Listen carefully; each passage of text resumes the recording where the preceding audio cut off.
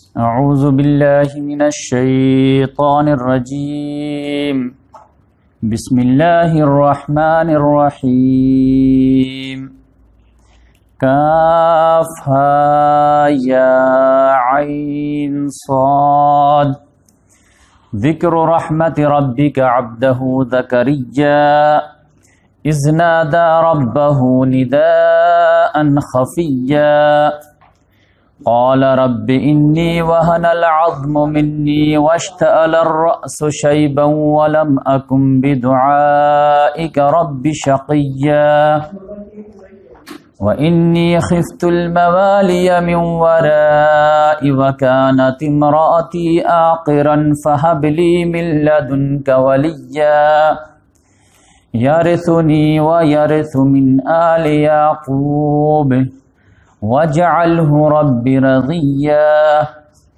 يا زكريا إنا نبشرك بغلام اسمه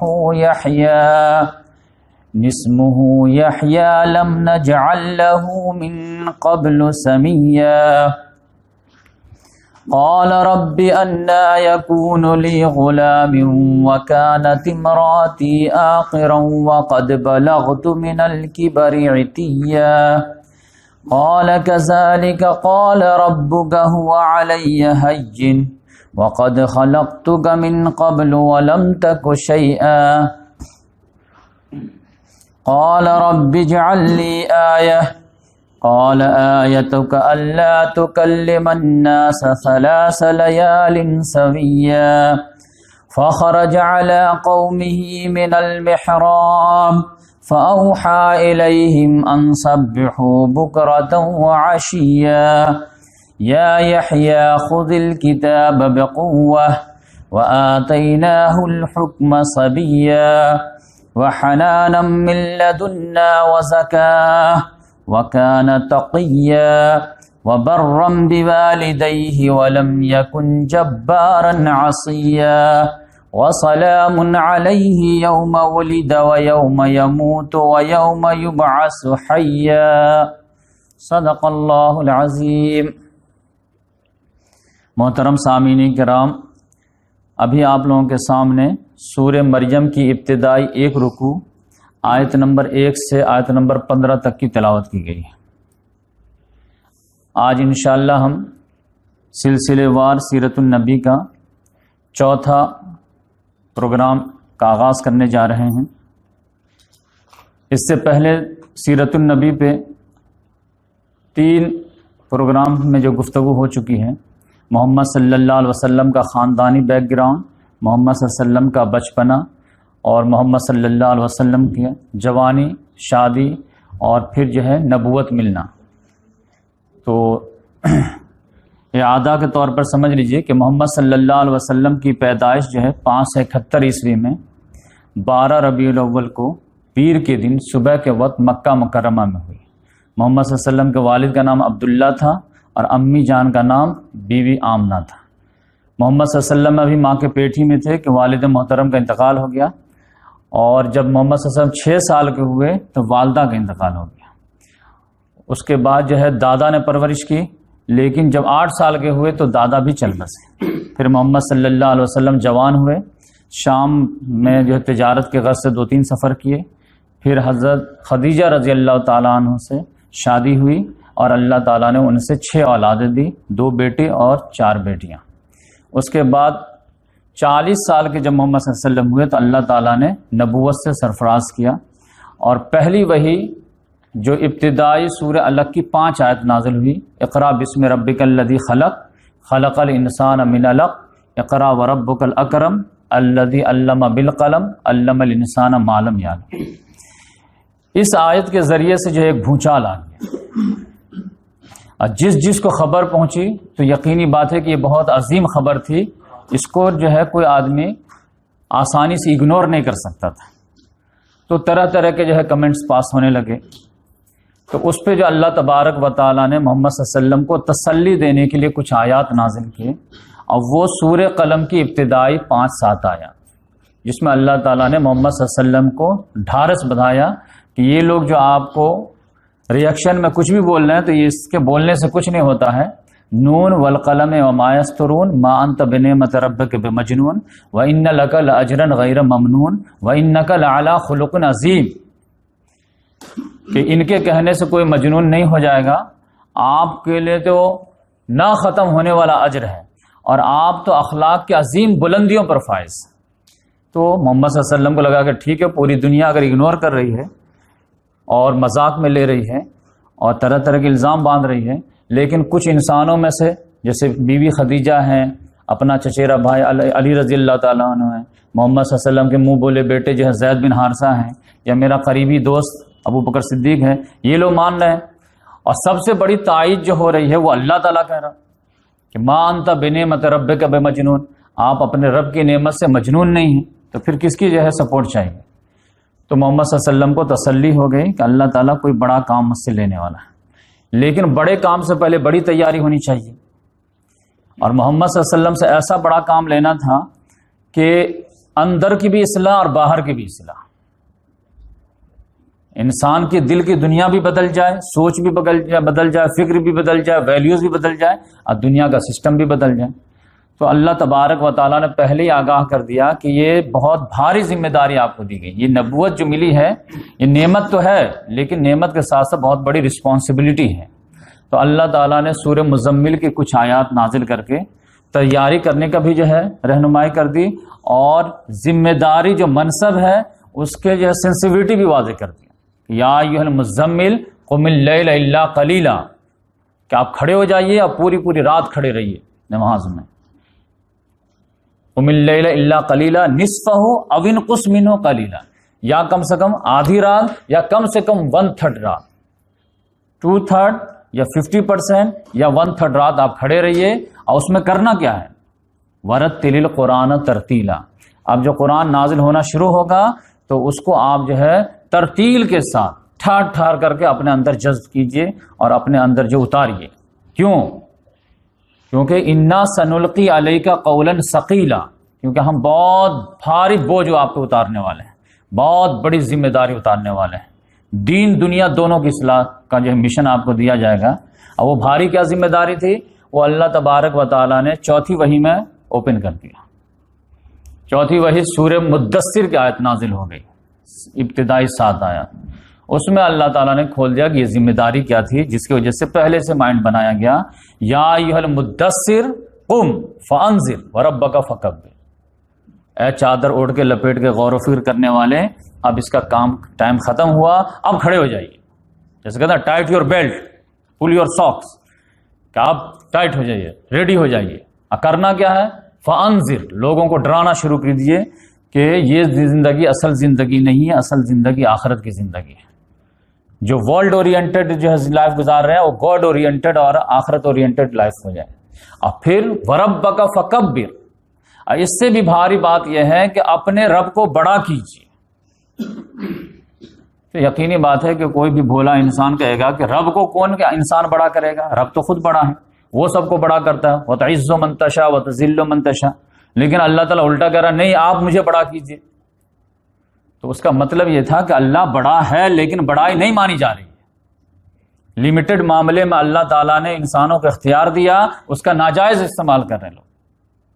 تو آپ جو ہے سب کو سیدھا کر کے رب کو بڑا کیجیے۔ رب کو بڑا سے مطلب یہ ہے کہ رب کا فیصلہ بڑا ہو جائے، رب کا حکم بڑا ہو جائے، کہ معاشرے میں سود رہے گا نہیں رہے گا یہ کون ڈیسائیڈ کرے گا، معاشرے میں بے حیائی ہوگی نہیں ہوگی کہ کون ڈیسائیڈ کرے گا؟ تو یہ اللہ تعالیٰ ڈیسائیڈ کرے گا کہ سود حرام، شراب حرام، جوا حرام، زنا حرام۔ تو اب اللہ تعالیٰ نے فیصلہ کر دیا تو اللہ کا ورڈ سپریم ہونا چاہیے۔ سوورن پاور کس کے پاس ہونا چاہیے؟ اللہ کے پاس ہونا چاہیے۔ وہ اپنے بندوں پر جو ہے کیا چیز ناجائز کرے گا، کیا چیز ناجائز کہہ رہا ہے، یہ اس کا ڈیسیزن چلے گا۔ تو یہ بڑا کرو ہے، ہر جگہ اللہ تبارک و تعالیٰ کی بات فائنل ورڈ ہو جائے کہ بھائی سود کتنا بھی فائدہ تم کو لگ رہا لیکن یہ نہیں کر سکتے۔ کیوں نہیں کر سکتے؟ کیونکہ اللہ تعالیٰ نے منع کیا ہے۔ وَرَبَّكَ فَكَبِّرْ، اپنے رب کو بڑا کیجیے، یعنی اس کے ورڈ جو ہے حکم کو اوپر کیجیے۔ ورنہ آج دیکھ لیجیے قرآن میں تو سارے چپڑ ہے سارے لوگ، لیکن ہر آدمی جو اپنا قانون بنا کر کے اور اس کو خدا کے حکم کو پاؤں کے نیچے مسل رہا۔ تو اس لحاظ سے یہ بہت بڑا ٹارگٹ ہے۔ اور یہ جو رب کو بڑا کرنا ہے وہ یہ نہیں کہ گاؤں میں بڑا کر دیجیے، بار بار ریمائنڈ کیا گیا کہ پوری دنیا میں آپ کو کرنا ہے. وما ارسلناک الا رحمۃ للعالمین وما ارسلناک الا کافۃ للناس بشیرا ونذیرا. تو دوسرے رسول میں اور محمد صلی اللہ علیہ وسلم میں جو ایک بہت بڑا ڈفرینس ہے، آپ سمجھ لیجئے 3 ڈفرینس. ایک یہ ہے کہ دوسرے رسول جتنے بھی چاہے جتنے بھی عظیم ہو، چاہے نوح علیہ السلام ہو، ابراہیم علیہ السلام ہو، موسیٰ علیہ السلام ہو، عیسیٰ علیہ السلام ہو، ہود علیہ السلام ہو، صالح علیہ السلام ہو، جتنے بھی رسول آئے وہ جو ہے ایک خاص ٹائم فریم کے لیے آئے. ان کے جو ہے آنکھ بند اور ٹائم مدت ختم. دوسرا جیسے رسول آ گیا تو ان کا ٹائم ختم اور وہ اب رسول نہیں رہیں گے. تو ایک ٹائم مدت کے لیے جو ہے بقیہ سارے رسول آتے تھے، جیسے نیکسٹ رسول آئے تو ان کا ٹائم ختم ہو جاتا تھا. لیکن محمد صلی اللہ علیہ وسلم ایور لاسٹ، جب تک دنیا قائم ہے محمد صلی اللہ علیہ وسلم کی رسالت قائم ہے. نمبر 2، جتنے بھی رسول آتے تھے وہ سب ایک جغرافیائی باؤنڈری کے حساب سے آتے تھے کہ اس علاقے کے وَإِلَىٰ مَدْيَنَ أَخَاهُمْ شُعَيْبًا، کہ مدین کی طرف جو ہے شعیب علیہ السلام جائیں گے، نینوا والوں کی طرف یونس علیہ السلام جائیں گے، ادوم اور سمورا کی بستی کی طرف لوط علیہ السلام جائیں گے. تو ہر ایک کو جو ہے ایک قوم جو ہے ایک ایریا دیا جاتا تھا، ادھر وہ جاتے تھے. لیکن محمد صلی اللہ علیہ وسلم کو پوری دنیا کے لیے کوئی ایریا نہیں، عربی ہو اجمی ہو، سب کے لیے، انڈیا ہو افریقہ ہو آسٹریلیا ہو سعودیہ ہو، ہر جگہ کے لیے محمد صلی اللہ علیہ وسلم کی نبوت. اور تیسرے نمبر پر کہ جتنے بھی رسول آتے تھے وہ ایک خاص قوم کی طرف آتے تھے، لیکن محمد صلی اللہ علیہ وسلم کو ہر کی طرف بھیجا گیا. وَإِلَىٰ عَادٍ أَخَاهُمْ هُودًا، قوم عاد کی طرف ہود علیہ السلام کو بھیجا گیا. وَإِلَىٰ ثَمُودَ أَخَاهُمْ صَالِحًا، قوم سمود کی طرف صالح علیہ السلام کو بھیجا گیا. تو اس طرح سے محمد صلی اللہ علیہ وسلم کو عربی اجمی ہر ایک کی طرف بھیجا گیا. تو یہ 3 ڈیفرنس جو ہے سمجھیے. اب پھر اس کے بعد یہ رسپانسبلٹی سمجھیے کہ آپ کو اپنے رب کو بڑا کرنا ہے تو پوری دنیا میں کرنا ہے، تمام قوموں کے درمیان کرنے ہیں، اور پھر قیامت تک کے لیے کرنا ہے. اب اتنی بڑی ذمہ داری ایک انسان کیسے اٹھا سکتا ہے؟ لیکن اللہ تعالیٰ نے کہا کہ میں ہی رہنمائی بھی کروں گا، میں ہی مدد بھی کروں گا، سپورٹ بھی کروں گا، آپ کو جو ہے صرف لیڈر بننا ہے. لہذا کام کا اسٹارٹ ہوا. محمد صلی اللہ علیہ وسلم کا آگے خاندان والوں کو پہلے ڈرائیے. تو وہ جو واقعہ میں بیان کیا تھا، کھانا پہ بلائے اور پورا سارے لوگوں کو ڈرائے. اس کے بعد اللہ تبارک و تعالیٰ نے کچھ دنوں کے بعد تقریباً ان تمام چیزوں میں 3 سال لگ گئے. پھر اللہ تعالیٰ کا جو ہے آرڈر آیا، فَاصْدَعْ بِمَا تُؤْمَرُ وَأَعْرِضْ عَنِ الْمُشْرِكِينَ، کہ آپ جو ببانگ دہل جو دعوت کا اعلان کر دیجئے ہر ایک خاص عام کو. تو محمد صلی اللہ علیہ وسلم جو ہے کوہ صفا کے چوٹی پر چڑھ گئے اور وہاں سے جو دعوت دیے وہ میں آپ لوگوں کو شیئر کر چکا ہوں. اس کے بعد جو ہے یہاں سے آج ہمارا جو ہے شروع ہوگا آج کا ایپیسوڈ، جس میں جو 15 منٹ لگ گئے تمہیدی باتوں میں، تاکہ بار بار ریمائنڈ ہوتا رہے کہ یہ کفار مکہ سوچے کہ اب جو ہے حج کا زمانہ آ رہا ہے اور یہ اوپن دعوت کا اعلان کر چکے ہیں. اب ان کو تو کوئی روک نہیں پائے گا. نہ صرف یہ آگے بڑھ رہے ہیں بلکہ ان کے جو ساتھی ہیں وہ بھی آگے بڑھ رہے ہیں، اور بہت تیزی سے ابو بکر صدیق رضی اللہ تعالیٰ عنہ جو بہترین جو ہے ان کے دوست تھے وہ سب کو جو ہے ایک ایک کر کے لا رہے ہیں. اور پھر غلام لوگ تھے، یہ لوگ غلاموں میں جو ہے دعوت کا کام کر رہے تھے. اور پھر ان لوگوں کا ایک پرابلم آیا کہ 490 میں کہ حج کا موسم آیا. حج کا موسم آیا تو پورے عرب سے لوگ آئیں گے ڈفرینٹ ایریا سے، اور اس میں کچھ دنیا دار بھی ہوں گے تو دیندار بھی ہوں گے، کچھ بدماش ہوں گے تو کچھ شریف بھی ہوں گے، اور یہ تو ہر ایک کو ٹچ کریں گے میکسیمم لوگوں کو. تب تو یہ ان کی دعوت پورے جو عرب میں پھیل جائے گی. میٹنگ بیٹھائی گئی کہ کیسے روکا جائے ان کی دعوت کو. تو میٹنگ میں جو ہے یہ مسئلہ تھا کہ دیکھو اگر پبلک ملے گی اور ہم لوگ ڈفرینٹ جو ہے بدنامی کا لیول لگائیں گے ان کو، تو کوئی کہے گا کہ یہ جادوگر ہے ان کی بات نہ سنو، کوئی کہے گا یہ شاعر ہے ان کی بات نہ سنو، تو تم ہی ان کی بات کاٹ دیے. کوئی کہے گا کاہن ان کی بات نہ سنو، کوئی کہے گا پاگل ہے ان کی بات نہ سنو. تو ہم لوگ آپس ہی میں جو ہے اختلاف کر لیں گے تو اس کا جو ہے بینیفٹ آف ڈاؤٹ وہ لے کے چلے جائیں گے. تو ایسا کرو متفقہ فیصلہ کر کے ایک چیز جو ہے ہم لوگ کریں گے تاکہ جو ہے ہر ایک کے کان میں ایک ہی بات جائے. تو میٹنگ ہوئی تو اس میں پتا چلا کہ کیا کہا جائے. تو کہا گیا کہ بھائی ایک صدر منتخب کرو. تو صدر جو ولید بن مغیرہ کو جو ہے بنایا گیا اور کہا کہ بھائی ڈیسائیڈ کرتے ہیں. تو اس نے کہا بتائیے کیا کہیں. اس نے کہا نہیں تم لوگ مشورہ دو پھر ہم آخر میں ڈیسائیڈ کریں گے. تو پھر ولید بن مغیرہ کو سب لوگ مشورہ دی. کسی نے کہا کہ ہم لوگ بولیں گے پاگل ہیں. بولے نہیں، پاگل ایسے نہیں ہوتے. سب لوگ جو ملے گا وہ کہے گا تم لوگ پاگل ہو جو اتنے اچھے انسان کو پاگل بول رہے تھے. تو ہم لوگ بولیں گے کاہن ہیں. تو نہیں، کاہن بھی نہیں ہے. تو کسی نے کہا کہ ہم بولیں گے شاعر ہیں. تو نہیں، شاعر بھی نہیں ہے، ہم شعر بھی جانتے ہیں، لوگ بھی جانتے ہیں. تو ہم بولیں گے ساحر ہے، جادوگر ہے. تو نہیں، جادوگر بھی نہیں ہے. تو سب لوگ جھنجھلا گئے. تو آپ ہی بولیے پھر کیا کہیں. تب وہ جو ہے چہرہ سکیڑا اور یہ کیا، غور فکر کر کے لاسٹ میں اس کو کچھ جواب نہیں بولا. تو بولا قریب بات ایسی لگتی ہے کہ ساحر کو جو ہے ہم لوگ فکس کرتے ہیں اور اس کے بعد اسی نام سے ان کو بدنام کرتے ہیں. تو جو سورہ مزمل مدثر کی جو ہے ابتدائی 19 آیات میں جو آپ کو بتایا تھا، تو اس میں جو اللہ تبارک انہ فکر وقدر فقتل کیف قدر ثم قتل کیف قدر ثم نظر ثم عبس وبصر ثم ادبر واستكبر فقال ان هذا الا سحر يوسر ان هذا الا قول البشر. تو اس طرح سے جو ہے وہ باتیں ہوں. اب فکس تو ہو گیا. اب مکے والوں کو جو ہے جو باہر سے لوگ آنے والے تھے ان کو روکے کیسے؟ کیونکہ محمد صلی اللہ علیہ وسلم سے اگر بات کر لے تب تو جو ہے ان کو پگھل جائے گا چاہے کچھ بھی کرو. لہٰذا ان کو کسی طرح ڈسٹینس ہی رکھنا، ملنے ہی نہیں دینا. تو یہ لوگ الٹا ہی پہلے ہی مل لیتے تھے لوگوں سے، ہر چوراہے پہ جا کر کے بیٹھ کے، ناکے پہ بیٹھ کے. آپ خود ہی بولتے تھے یہ پہلے قافلہ آپ لوگ جا رہا حج کے لیے. ہاں تو ادھر سنیے، ہمارے یہاں ایک آدمی ہے جو جادوگر ہے اور اس کا نام محمد ہے، وہ تم لوگوں سے ملیں گے ضرور. اور وہ اس کی بات سننا مت، ورنہ تم پہ جادو ہو جائے گا اور تم باپ دادا کے دین کو جو ہے گھٹیا سمجھنے لگو گے اور تم جو ہے چکر میں آ جاؤ. اچھا یہ بات ہے، ٹھیک ہے، نہیں سنیں گے، کان میں ضرور ڈال دیں گے. اب ہر موڑ پہ جو ہے ان کے جو ہے لوگ بیٹھ کے ہر میقات پہ سمجھیے. تو اب پتا چلا خود ہی یہ لوگ جو ہے فیمس کر رہے ہیں محمد صلی اللہ علیہ وسلم کو. محمد صلی اللہ علیہ وسلم کسی کو بولے ہی نہیں. یہ خود ہی جو ہے ناکے پہ بیٹھ کر کے جو ہے ہر ایک کو بولے ایک آدمی ہے جو اس طرح کا دعویٰ کر رہا ہے لیکن وہ جادوگر ہے. ہر آدمی، لہٰذا ہر آدمی جان گیا کہ محمد نام کا کوئی آدمی ہے جو ایک عظیم انسان. اب اس میں بہت سارے بھولے لوگ ہیں کہ ٹھیک ہے آپ نے منع کیا تھا ٹھیک ہے، لیکن کچھ جذباتی لوگ بھی رہتے ہیں کہ ہم کو بیوقوف سمجھو کیا، ہم خود مل کر کے سمجھ لیں گے کوئی جادوگر ہیں یا کیا ہے. اور جس سے منع کیا جاتا تھا کبھی کبھی اس سے جو تجسس بھی پیدا ہو جاتی ہے. یہ بھی ایک آدمی کا نیچر ہے، جس چیز سے منع کیجیے اسی کو کرنے کا دل بھی کرتا ہے. لہذا وہ جو ہے اکثر لوگ آ کر کے پوچھنے لگے تو اس سے متاثر ہونے لگے. اور اس کا کم سے کم اتنا فائدہ تو ضرور ہوا کہ جب یہ لوگ قافلے والے جب حج وغیرہ کر کے واپس گئے تو پورے عرب میں ایک کم سے کم 6 میں گوئیاں تو ہو گئی کہ ایک آدمی نے نبوت کا دعویٰ کیا ہے، گرچہ اس کے خاندان والے سارے مکے والے اس کو ڈینائی کر رہے ہیں اور ان کو پاگل مجنون دیوانہ کہہ رہے ہیں. تو اس طرح سے جو ہے محمد صلی اللہ علیہ وسلم کی دعوت پھیلنے لگی. اب دعوت پھیلنے لگی تو محمد صلی اللہ علیہ وسلم کے پاس جو سب سے بڑا ہتھیار تھا وہ تھا قرآن مجید. اتر کر حرا سے سوئے قوم آیا اور ایک نسخہ کیمیا ساتھ لایا. لہذا محمد صلی اللہ علیہ وسلم نے کہا کہ میں تو کچھ بولوں گا ہی نہیں، بس ایک بات خالی مجھے چانس ملے میں قرآن سناؤں گا. جہاں موقع ملا قرآن سنا دیتا، وہ پگھل جاتا تھا.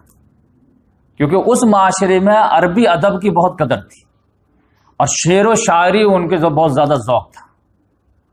لہذا شاعری کی وجہ سے کلام جو اسی انداز میں اترا. اور شروعات میں اللہ تعالیٰ نے اور بھی جو ہے دم بھی دکھایا اس میں. سورہ جو ہے آپ یہاں سے پڑھنا شروع کریں گے، سورہ سمجھے کہ سورہ قاف سے لے کر کے سورہ قاف ہے، سورہ زاریات ہے، سورہ طور ہے، سورہ نجم ہے، سورہ واقعہ ہے، سورہ رحمان ہے اور جو ہے سورہ قمر ہے. یہ 7 سورہ جو ہے یہ سمجھیے عربی گرامر جو لٹریچر کا جو ادب کا کلائمیکس ہے. رحمان تو آپ جانتے ہیں، الرحمن علم القرآن خلق الانسان علم البیان اذا وقت الواقع لیس لوقتها کاذبہ خافضۃ الرافعہ. اور پھر جو والنجم اذا ہوا ما ضل صاحبکم وما غوا وما ينطق عن الهوى. اس میں اللہ تعالیٰ نے ادبیت کے چاشنی دکھایا کہ ہے زور لگاؤ، آؤ تم کتنا اعلیٰ کلام لاتے ہو، ہمارا کلام دیکھو. تو اس لحاظ سے محمد صلی اللہ علیہ وسلم ہر جگہ جو ہے قرآن مجید سناتے تھے. اب یہ لوگ پریشان، قرآن کا جو ہے محمد صلی اللہ علیہ وسلم تو الزام لگا سکتے ہیں یہ پاگل ہے، مجنون ہے، دیوانہ ہے، کچھ بھی ہیں، لیکن کلام کا کیا کرو گے؟ کلام اصل پیش کر رہے ہیں نا، وہ تو یہ نہیں کہہ رہا کہ میں بہت عظیم، یہ کلام بہت عظیم ہے. لہذا اب جو ہے کاؤنٹر شروع ہوا.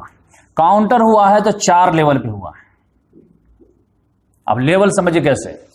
شروعات میں جو ہے محمد صلی اللہ علیہ وسلم کی بات کو لوگ جو ہے ہنسی مذاق میں اڑانے کی کوشش کی، ہنسی مذاق کبھی بھی کوئی دعوت اٹھتی ہے تو پہلے لوگ لائٹلی لیتے ہیں، کیونکہ کہیں بھی چراغ جلے گی تو پہلے منہ کے پھونکوں سے بجھا دو، لہذا ہنسی مذاق میں اڑانے کی کوشش کی گئی، کہا گیا یہ کچھ نہیں ہے، یہ جادو ہے۔ کسی نے کہا وقال یا الذی نزل علیہ الذکر انک لمجنون، کہ اے وہ شخص جس پہ گمان ہے کہ قرآن نازل ہوا ہے، میں تو سمجھتا ہوں کہ تم مجنون ہو، تو پاگل کہہ کر کے بات ٹال دی گئی، اس کی بات نہ سنو، پاگل ہیں، نعوذ باللہ۔ کسی نے کہا واجب انجام منذر منہم فقال کافر ھذا ساحر کذاب، ان کو تعجب ہے کہ انہی میں سے ایک آدمی ڈرانے والا آ گیا، تو کافر کہتے ہیں کہ یہ جو جھوٹا ہے اور جادوگر ہے۔ تو اس طرح سے مذاق میں اڑا کر کے جو ہے باتوں کو ٹالنے کی کوشش کی گئی۔ ارے نوجوان کو جو متاثر ہوا تو وہ نہیں، ٹینشن مت لو، یہ جادوگر ہیں، یہ جھوٹے ہیں، یہ ہیں وہ ہیں، لیکن جس کے کان میں پڑ گئے وہ تو بہت زیادہ سیریس ہو گیا تھا، تو پھر جو ہے پلان بی پہ آیا گیا کہ بھائی مذاق اڑانے سے نہیں ہوگا، یہ سیریس کلام ہے، اور سیریس نوجوان جو ہے سیریس ہو رہے ہیں، تو پھر کیا کرنا پڑے گا؟ تو ایسا کرو، ان کی دعوت میں جو ہے کلام میں شکوک و شبہات پیدا کرنے کی کوشش کرو، یہ مذاق اڑاؤں گے تو سیریس نوجوان تمہارا مذاق بنا دیں گے، تو شکوک پیدا کرو، ڈاؤٹ پیدا کرو۔ تو ڈاؤٹ کیسا پیدا کرو؟ وہ کہتے تھے وقال الکافرون ھذا اساطیر الاولین، یہ اگلوں کے قصے کہانیاں جمع کر کے لے آیا ہے، اکتتبھا فہی تملی علیہ بکرۃ واصیلا، اب پھر جو تم پر جو ہے صبح شام ڈکٹیٹ کراتا رہتا، دھونس جماتا رہتا، لہذا یہ خدا کا کلام نہیں ہے، یہ جو ہے اگلے کے کہانیاں، اب دیکھو نوح علیہ السلام کی کہانیاں سناتا ہے، ابراہیم علیہ السلام کو سناتا ہے، ہود علیہ السلام کو سناتا ہے، صالح علیہ السلام کا، یہ اگلے کے کہانیاں جمع کر کے کہیں سے لے آیا ہے، اور اس کے حساب سے جو ہے صبح شام دھونس جماتا رہتا ہوں۔ کچھ لوگوں نے کہا کہ نہیں، وقال ھذا افک افتراہ، یہ ایک جھوٹ بات ہے، انہوں نے خود گڑھے لیا اس کو۔ اور پھر کسی نے کہا کہ ان کے پاس جو ہے اجمی غلام ہیں، ایک یہ شام جاتے تھے، وہاں سے کوئی غلام ٹیلنٹڈ خرید کے لے آئے ہیں، اور پھر روم میں بند کیے ہوئے ہیں، اور اس سے ڈیلی سیکھتے ہیں 5-10 آیت، اور آ کر کے صبح صبح سے ہم کو سنا دیتے ہیں۔ اگر یہ خدا کا کلام ہوتا تو ڈائریکٹ پورا قرآن کیوں نہیں نازل کرتے؟ 5-5 آیت 10-10 سینٹنس کیوں لاتے ہیں؟ اس کا مطلب ہے رات میں کسی سے سیکھتے ہیں اور صبح میں دھونس جماتے ہیں۔ تو اس طرح سے جو ہے وقالوا یعلمہ البشر، یہ بھی کہتے ہیں ان کو کوئی انسان سکھاتا ہے، یعنی نہ ان کا کلام ہے نہ خدا کا کلام ہے، بیچ میں کوئی ہے وہ ڈاؤٹ فل ہے۔ اور کسی بھی دعوت کو کل کرنے کے لیے خالی ڈاؤٹ پیدا کر دیجئے تو آدھی تو طاقت اس کی ایسی مر جاتی ہے۔ لیکن قرآن تو اپنے ایک طرف جو ہے بہت پاورفل انداز میں تو آگے بڑھ ہی رہا تھا، لہذا پلان بی بھی فیل ہونا شروع ہوا، کیونکہ ڈیلی نیوز آتی تھی، ارے آج عثمان ایمان لے آئے، آج جو ہے ابو جندل ایمان لے آئے، ابھی آج عبد الرحمن بن عوف ایمان لے آئے، آج سعد بن ابی وقاص ایمان لے آئے، حضرت زبیر ایمان لے آئے، ہر خاندان سے کوئی نہ کوئی نکل جا رہا۔ تو پھر ان کو سیریس ہونا پڑتا تھا کہ ارے یہ تو دعوت رک تو نہیں رہی ہے، لہذا ہنسی مذاق والا بھی فیل گیا، پھر جو شکوک و شبہات پیدا کرنے والا تھا وہ بھی فیل گیا۔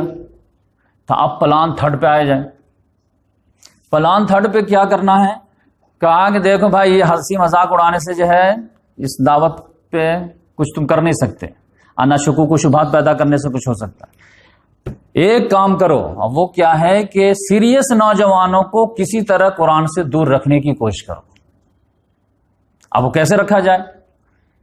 تو کہا کہ نضر بن حارث نام کا ایک آدمی تھا، اس نے کہا کہ یہ میٹنگ کرنے سے کچھ نہیں ہونے والا، جادوگر مجنو دیوانہ شاعر یہ سب کا ہوگا، کچھ نہیں ہونے والا۔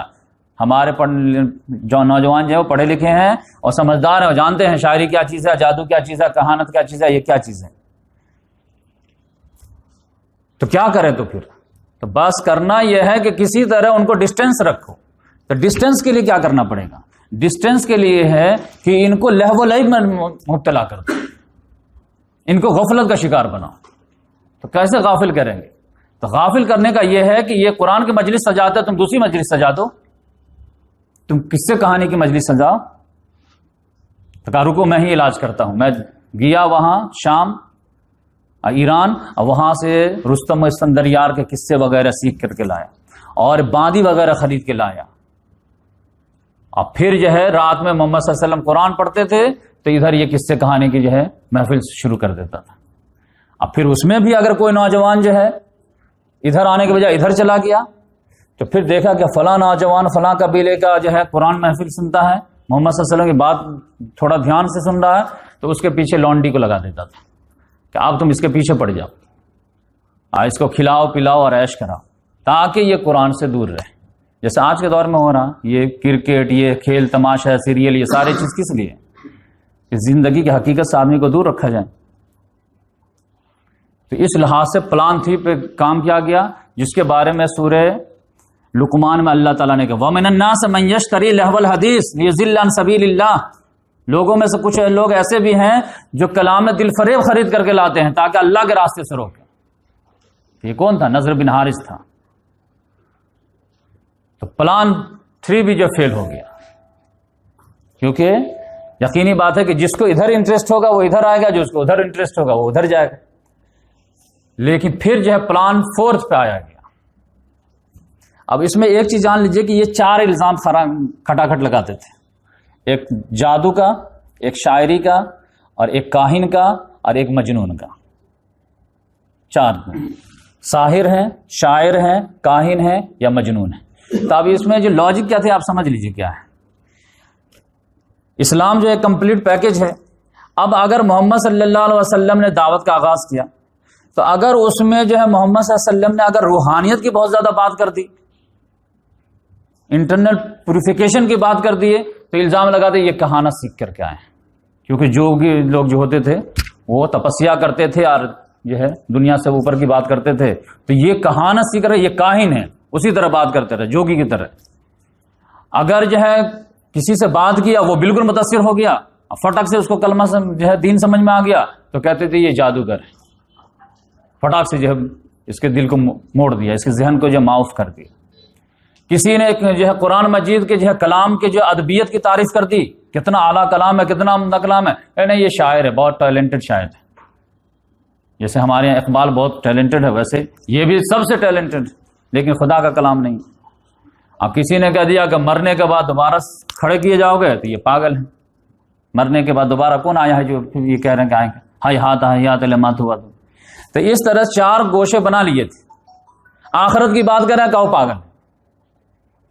کلام بہت میٹھا ہے، کہو شاعر ہے. کلام سے کوئی متاثر ہوتا ہے، کہو جادوگر ہے. اور روحانیت کی بات کرے تو کہہ دو کاہن. تو اس طرح سے 4 الزام ان لوگوں نے تراش دیے تھے. جو نوجوان جس اینگل سے مشہور جو ہے متاثر ہو، اس پہ اسی ہتھوڑے سے اٹیک کرو. تو اب یہ ہے کہ لیکن یہ 4 چیز بھی فیل ہو رہے تھے، اور ڈے بائی ڈے ایک ایک کر کے مسلمان ہوتے جا رہے تھے. پلان 4 پہ آئے وہ لوگ کہ بھائی اس طرح کام نہیں چلے گا تو کیا کرنا پڑے گا. تو کہا کہ دیکھو ان کی دعوت کو روکنے کے لیے، نہیں تو یہ تو سوئپ کر جائیں گے، دعوت کو روکنے کے لیے کیا کرنا پڑے گا، کچھ لو اور کچھ دو کا فارمولا لانا پڑے گا. تو 4 لوگوں کو بھیجا گیا محمد صلی اللہ علیہ وسلم کے پاس. اسود بن مطلب، امیہ بن خلف، ولید بن مغیرہ اور عاص بن وائل. یہ 4 لوگ آئے، محمد صلی اللہ علیہ وسلم سے بات کیے کہ بھتیجے دیکھو تم نے تو جو ہے معاملہ ہی گڑبڑ کر دیا، باپ بیٹے میں لڑوا دیا ہے، شوہر بیوی میں جدائی کر دیا ہے، کیا کر دیا ہے، اور تم ماننے کے لیے تیار ہی نہیں ہو. کتنا ہم سمجھا رہے ہیں، سمجھ نہیں رہے ہو. ہمارے جو خاندان قریش کی جو پورے عرب پہ جو چودراہٹ ہے وہ ڈیمیج ہو جائے گی. نہیں سمجھ رہے بات، سینسیٹیوٹی، تم اپنے خالی دھن میں لگے ہوئے ہو. تو کچھ نہ کچھ جو ہے پہلے تو اپنا جو ہے اقتدار بھی تو بچانے ہیں.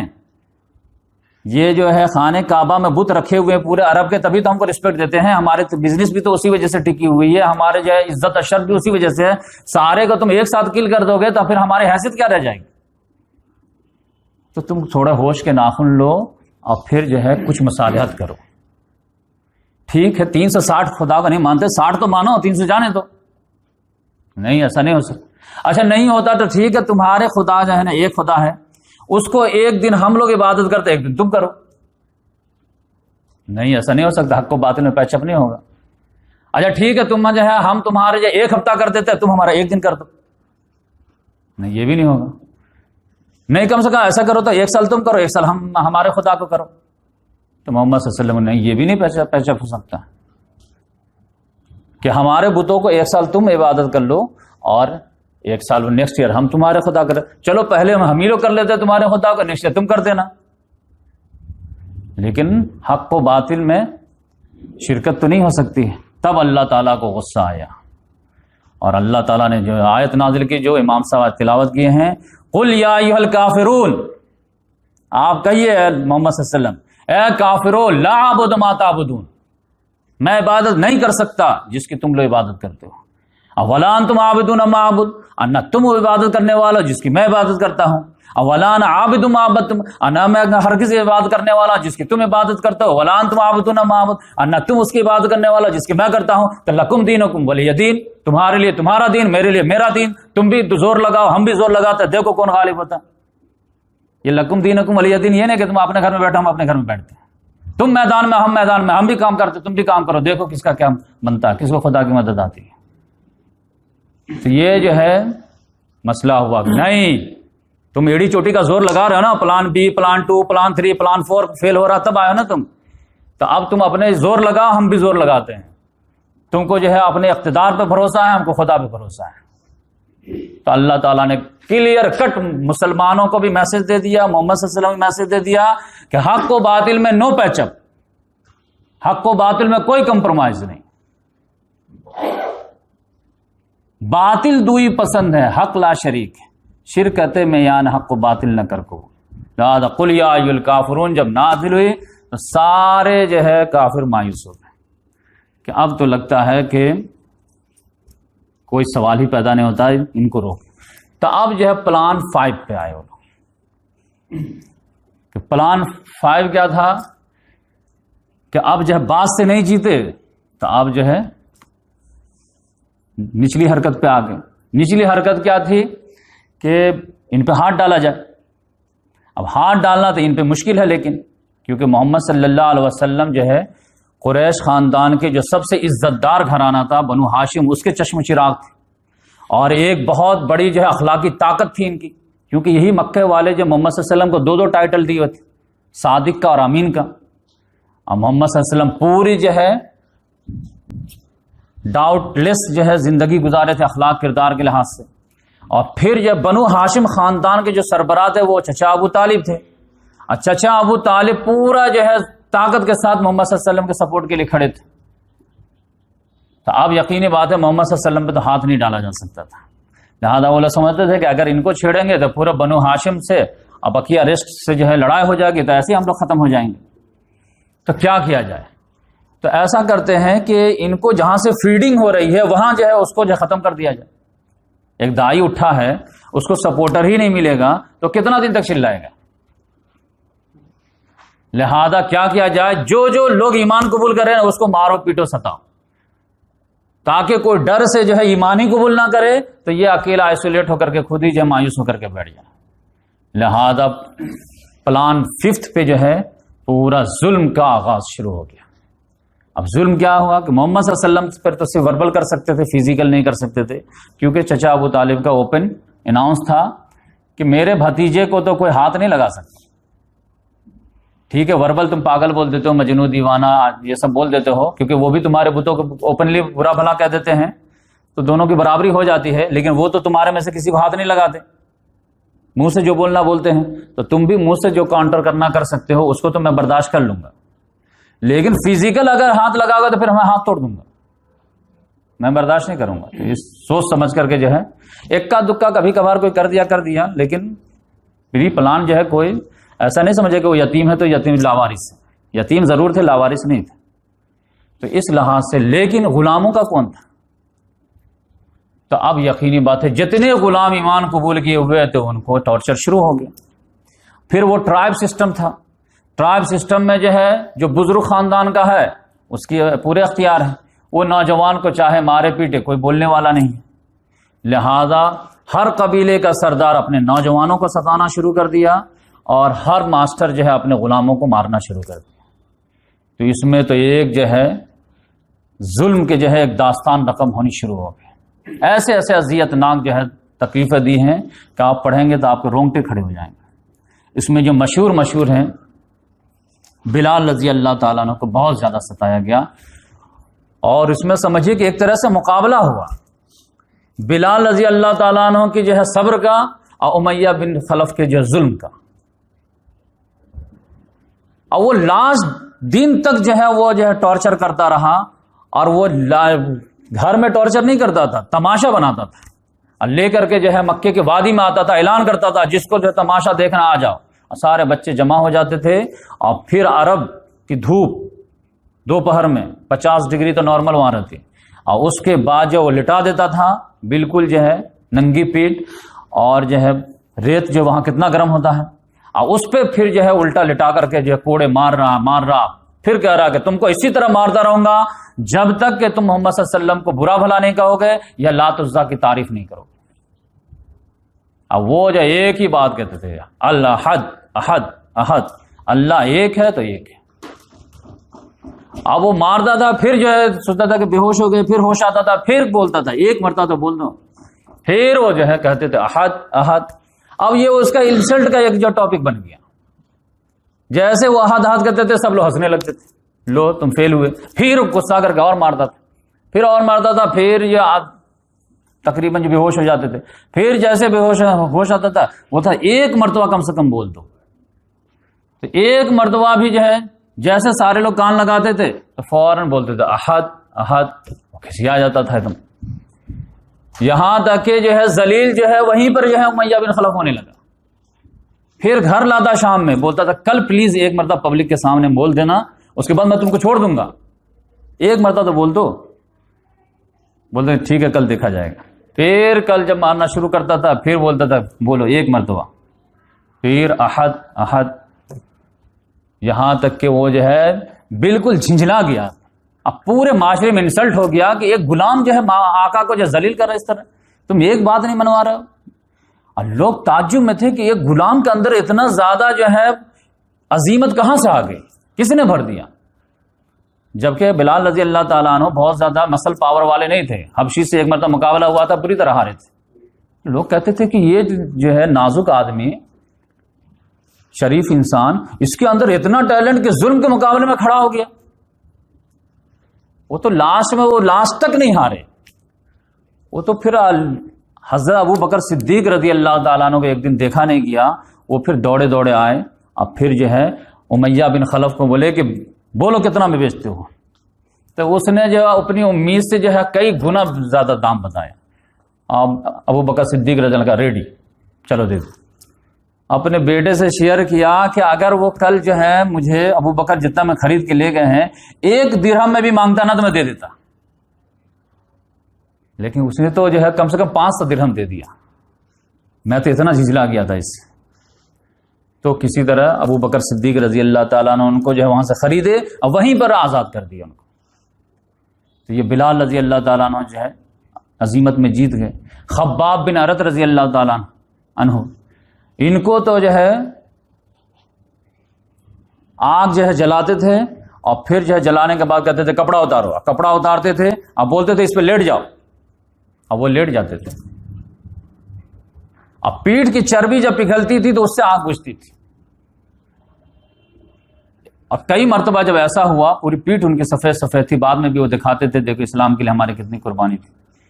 تو ایک دن جب بہت زیادہ ہو گیا تو محمد صلی اللہ علیہ وسلم جو ہے خانہ کعبہ کا دیوار لگا کر کے بیٹھے ہوئے تھے، تو محمد صلی اللہ علیہ وسلم کے پاس آیا کہ یا رسول اللہ دیکھیے انہوں نے کیا حالت کر دی، تو کیا آپ ان کے لیے بد دعا نہیں کریں گے؟ صرف اتنی ریکویسٹ تھی۔ محمد صلی اللہ علیہ وسلم جو ہے بالکل سیدھے ہو کر کے بیٹھ گئے اب بولے خباب تم جلدی کر رہے ہو، پہلے زمانے میں اسی حق کو قبول کرنے کی خاطر لوگوں کو جو ہے زمین میں آدھا گاڑ دیا جاتا تھا اور پھر 2 ٹکڑے آرے چلا کر کے چیر دیا جاتا تھا، لوہے کی کنگھی سے جو اس کے جو کھال نوچ لیے جاتے تھے۔ قسم خدا کی تم جلدی مچا رہے ہو، وہ دن آ کر کے ضرور رہے گا جب ایک سنا سے یا حضرت موت تک ایک عورت جب تنہا سونا اچھالتے ہوئے آئے گی لیکن اس کو کسی کا خوف نہیں ہوگا سوائے بھیڑیے کا، لیکن تم جلدی مچا رہے ہو، صبر سے کام لو۔ تو اس طرح سے جو ہے صحابہ کرام جو ہے صبر کی۔ عثمان بن عفان رضی اللہ تعالیٰ عنہ کی بات ہے میں ان کے چچا جو ہے ان کو جو ہے کھجور کی چٹائی میں لپیٹ کر کے ادھونی دیا کرتے تھے۔ مصعب بن عمیر رضی اللہ تعالیٰ عنہ جو سب سے زیادہ خوش لباس تھے، ان کو جو ہے ماں باپ نے جو ہے پورے جو ہے والد کا انتقال ہو گیا تھا، چچا اور والدہ وغیرہ سب نے جو کپڑا چھین کر کے بنانا گھر سے نہ باہر نکال دیا۔ اتنا زیادہ ظلم کا جو ایک بازار گرم ہو گیا، یہاں تک کہ لوگ جو ہے عاجز آ گئے۔ اور سب سے زیادہ جو ستایا گیا ہے وہ پوری ایک ہول فیملی ہے، وہ ہے آل یاسر۔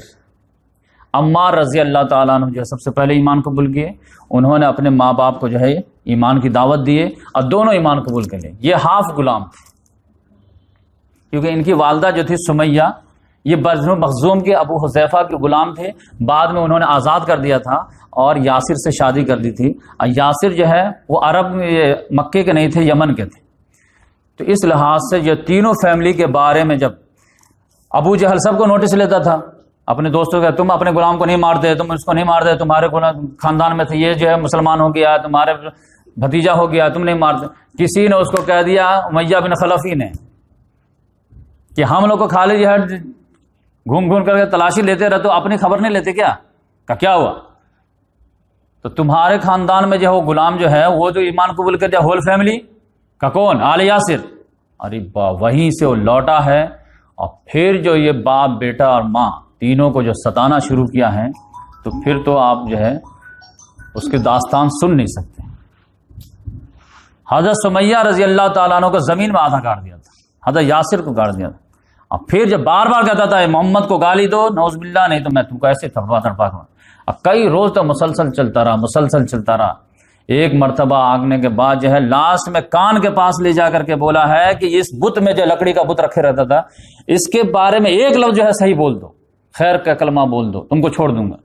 لیکن انہوں نے کو غصہ آیا ہے اور انہوں نے جو اس پر تھوک دی، تو اس نے جو برچھی لیا ہے اور بالکل جو ہے شرمگاہ میں مار کر کے شہید کر دیا۔ پہلی شہیدہ جو ہے اسلام کی حضرت سمیہ رضی اللہ تعالیٰ۔ پھر حضرت یاسر کو جو ہے 4 اونٹ لائے ہیں، پاؤں ہاتھ دونوں باندھ دیا، چاروں طرف دوڑا دیے، 4 ٹکڑے ہو گئے۔ پھر عمار بن یاسر کا نمبر آیا ہے، تو کہا تم کو بھی ایسے تڑپا کے ماروں گا، نہیں تو تم جو ہے بولو ایک لفظ تبھی چھوڑوں گا۔